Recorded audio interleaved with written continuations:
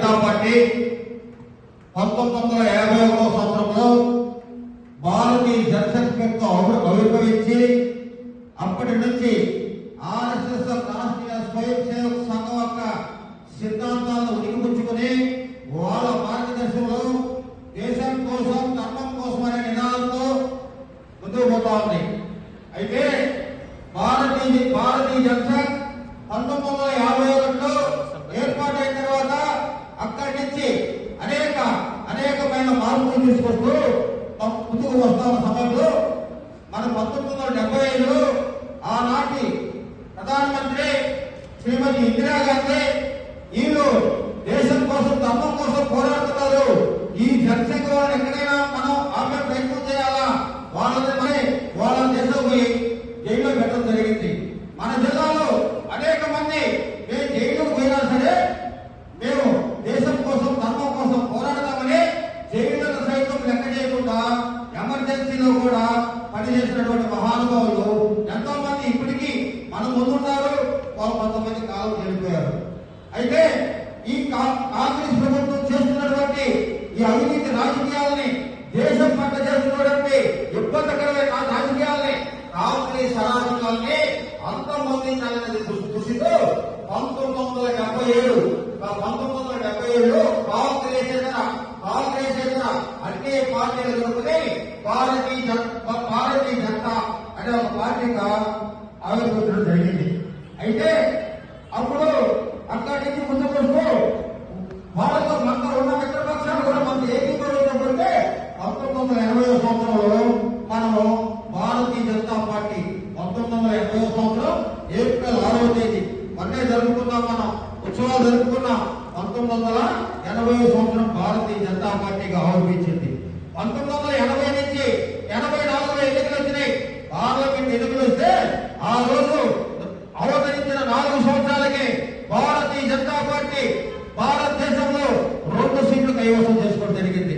ఆ రోజు 2 సీట్లు ఉమ్మడిది మన ఆంధ్రప్రదేశ్ హనుమకొండలో శ్రీ జగ్గారెడ్డి గారు, గుజరాత్ లో శ్రీ ఏకే పటేల్ గారు, వీళ్ళిద్దరూ భారతదేశంలో 2 ఎంపీలతో మన పార్లమెంట్ అడుగు పెట్టడం జరిగింది. అయితే ఆ రోజు ఉన్న దుష్ట కాంగ్రెస్ పార్టీ మీరు 2 అడుగు పెట్టారు, మీరు ఏం మార్పు చేస్తారు, దేశం కోసం ధర్మం కోసం ఏం ప్రయత్నిస్తారని చెప్పి వాళ్ళకు మనం చాలా సులభంగా చూడడం జరిగింది. క్రమశిక్షణ గల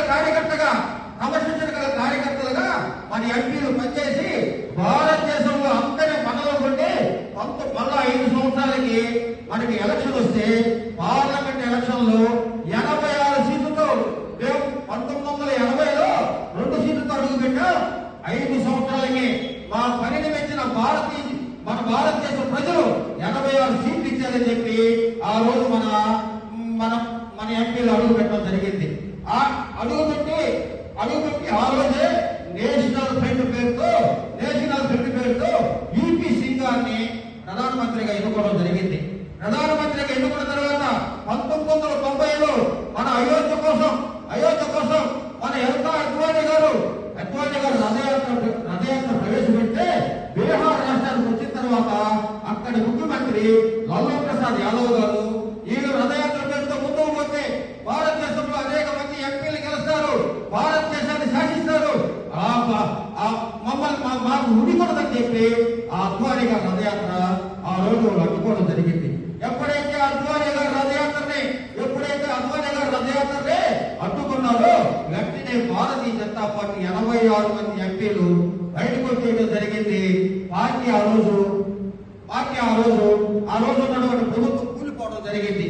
కూలిపోయిన తర్వాత 1990లోనే మళ్ళా పార్లమెంట్ ఎలక్షన్ జరిగింది.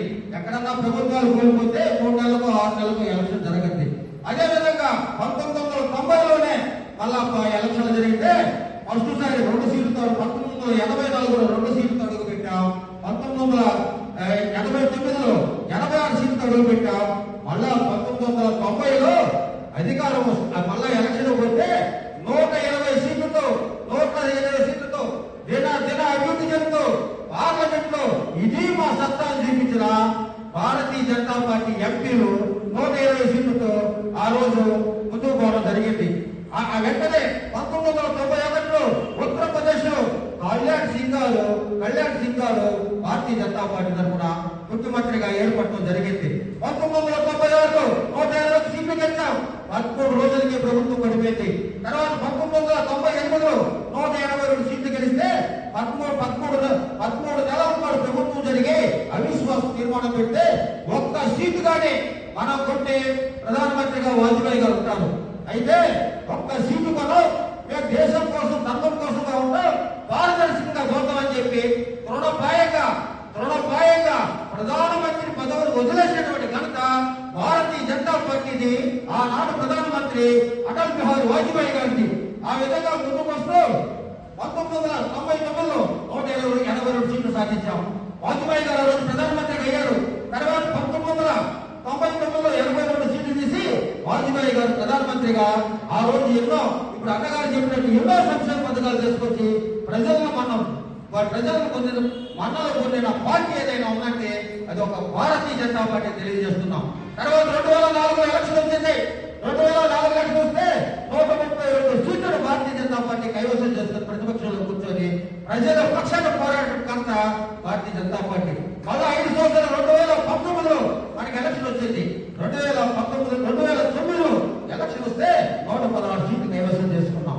వెంటనే 5 సంవత్సరాలకి 2014లో ఎలక్షన్ వస్తే ఆ రోజు భారత ప్రధానమంత్రిగా నరేంద్ర మోదీని మన జాతీయ పార్టీ మన పరివార క్షేత్రంలో మనకి ప్రకటిస్తే ఎన్డీఏ కూటమితో కలిపి ముందుకు పోతే 282 సీట్లు ఏకంగా మనకి బలంగా 282 సీట్లు రావడం జరిగింది.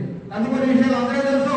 నరేంద్ర మోదీ గారు ప్రధానమంత్రి అయిన తర్వాత ఏ విధంగా పనిచేశాడు, ఏ విధంగా ప్రజలు మన్నన్నాడు, శత్రు దేశాల సైతం లెక్క చేయకుండా భారతదేశాన్ని ఏ విధంగా కాపాడింది మనకు తెలుసు, భారతదేశం ప్రజలు తెలుసు. తర్వాత జరిగిన 2019 ఎలక్షన్ లో 303 సీట్లు ఊహించిన విధంగా 303 సీట్లని మన భారతీయ జనతా పార్టీ కైవసం చేసుకొని ఎన్డీఏ మిత్రపక్షాలతో కాకుండా భారతీయ జనతా పార్టీ 303 సీట్లని కైవసం చేసుకుని భారత ప్రధానమంత్రిగా రెండవసారి మన నరేంద్ర మోదీ గారు ప్రధానమంత్రిగా ప్రమాణ స్వీకారం జరిగింది. జరిగిన మన 2024 ఎలక్షన్ లో చూసాం.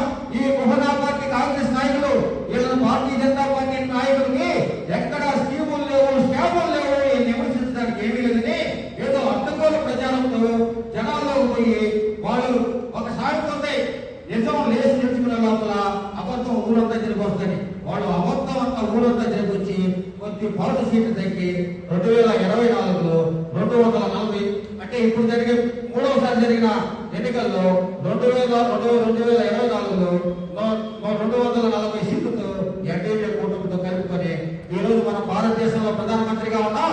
ఆంధ్రప్రదేశ్ లో కూడా మన మిత్రపక్షమైన తెలుగుదేశం జనసేనతో కలిసి ఎన్డీఏ ప్రభుత్వం జరుగుతుంది. అనేక ప్రభుత్వ పథకాలు కూడా ముందుకుపోతున్నాయి. 1951లో మొదలైనటువంటి ఈ భారతీయ జనసంఘ్ ప్రయాణం ముందుకు వస్తూ ఈ రోజు భారతదేశంలోనే అతి పెద్ద పార్టీగా ఏర్పడడం జరిగింది. భారతదేశంలో ఈ రోజు మనకున్న రాజ్యసభ సీట్లు ఏంటంటే 68 సీట్లు, ఎమ్మెల్సీ సీట్లు 125, ఎమ్మెల్యేలు 1656 మంది.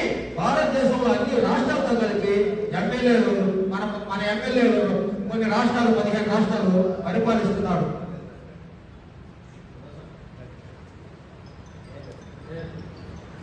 ఎంపీలు 240 మంది ఉన్నాయి. అయితే భారత ప్రధానమంత్రి నరేంద్ర మోదీ గారు 2047 వికసిత భారత్ పేరుతో ముందుకు ప్రభుత్వాలు తీసుకెళ్తూ ప్రజలు మొదలు పెడుతున్నాడు. భారతీయ జనతా పార్టీ 1951 జనసంఘ నుంచి ఇప్పుడు దాకా క్రమం తప్పకుండా 3 సంవత్సరాలకు ఒకసారి సభ్యత్వాలు చేస్తుంది. ఆ సభ్యత్వాలతో బూత్ కమిటీలు ఏర్పాటు చేస్తాం, మండల కమిటీలు ఏర్పాటు చేస్తాం, జిల్లా కమిటీలు ఏర్పాటు చేస్తాం, రాష్ట్ర కమిటీలు ఏర్పాటు చేసి జాతీయ అధ్యక్షుడు కూడా క్రమశిక్షణ గల పార్టీ భారతీయ జనతా పార్టీ 3 సంవత్సరాలకు ఒకసారి ఎన్నుకుంటూ ఈ రోజు భారతదేశంలోనే ప్రపంచ దేశంలోనే అతి పెద్ద పార్టీగా అవతరించి ప్రజలకి అనేక విధమైనటువంటి మార్పులు తెస్తూ క్షేత్ర స్థాయి నుంచి లబ్ధిని అందిస్తూ మన్నలు పొందుతున్న పార్టీ ఏదైనా ఉందంటే అది ఒక భారతీయ జనతా పార్టీ, భారత ప్రధాని నరేంద్ర మోదీ. ఆ రోజు నుంచి ఈ రోజుకి చిన్న చిన్నపాటి ఇబ్బంది లేకుండా, ఎక్కడ కూడా చిన్నపాటి తారతమ్యం లేకుండా క్రమశిక్షణగా పార్టీని ముందుకు తీసుకుపోతున్న మహానుభావులు ఎంతో మంది ఉన్నారు. అదేవిధంగా ఆ స్ఫూర్తితో మనం కూడా మండలాధ్యక్షుడికి ఏమన్నా మెసేజ్ ఇస్తే ప్రతి ఒక్క మండలం ఉండే క్రియాశీల సభ్యులకు తెలపాలా, పదాధికారులకు తెలపాలా. అందరూ చేయలేరు. మండలాధ్యక్షుల చొరవ తీసుకొని మీ మండలంలో కూడా రాబోయే రోజుల్లో ముందుకు తీసుకెళ్లి పార్టీ మళ్ళా పూర్వమేమో తెచ్చి ముందుకు తీసుకెళ్తారని మిమ్మల్ని అందరినీ కోరుకుంటూ, ఏమన్నా చిన్న తప్పులు మాట్లాడితే క్షమించమని ప్రతి ఒక్కరు